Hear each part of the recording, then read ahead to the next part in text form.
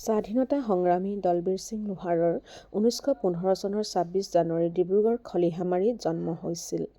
ডিব্ৰুগড়ৰ জৰ্জ ইনষ্টিটিউটত পঢ়ি থকা অৱস্থাৰ পৰাই তেখেত স্বাধীনতা আন্দোলনৰ প্ৰতি আকৰ্ষিত হয়। 1929 চনত তেখেতে 14 বছৰ বয়সত জাতীয় স্বেচ্ছাসেৱক বাহিনীত যোগদান কৰিছিল। 1930 চনত কৰাচীত অনুষ্ঠিত অখিল ভাৰতীয় কংগ্ৰেছ কমিটিত তেখেতে অসমক প্ৰতিনিধিত্ব কৰে। 1930 চনত কানিংহাম চাৰ্কুলাৰৰ তীব্ৰ প্ৰতিবাদ কৰাত তেখেতে 3 মাহ কাৰাবাস খাটিবলগীয়া হয়। স্বাধীনতা আন্দোলনত সক্ৰিয় ভূমিকা লোৱাৰ বাবে 1931-32 চনত তেখেতে আকৌ 6 মাহ কাল জেল খাটিবলগীয়া হৈছিল।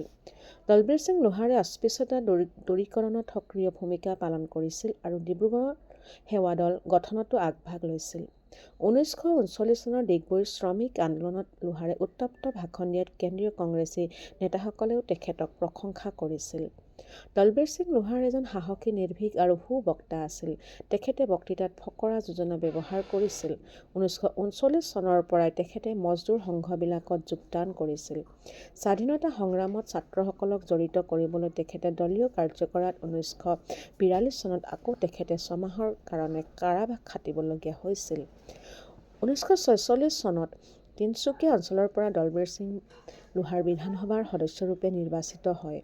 দলবীৰ সিং লোহাৰে অসমৰ গোৰ্খা সম্প্ৰদায়ৰ প্ৰথম বিধায়ক আছিল।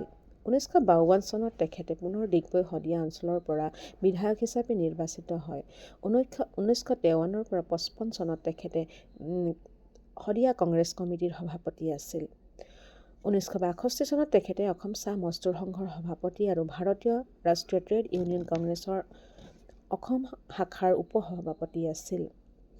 1968 চনত দলবীৰ সিং লোহাৰ অসম গোৰ্খা সন্মিলনৰ সভাপতি নিৰ্বাচিত হৈছিল। 1969 চনৰ 29 জুলাইত এইজনা দেশপ্ৰেমিক স্বাধীনতা সংগ্ৰামী আৰু অসমৰ সিংহ পুৰুষৰ স্বৰ্গগামী হয়।